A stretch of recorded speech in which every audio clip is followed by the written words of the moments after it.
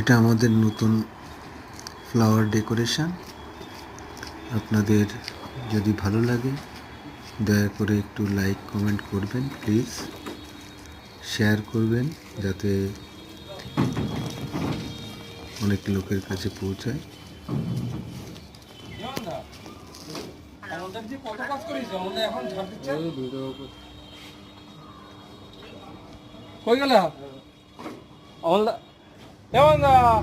তো আপনাদের যদি ভালো লাগে প্লিজ এটা কমেন্টে জানাবেন। কমেন্ট করে জানাতে কিন্তু ভুলবেন না।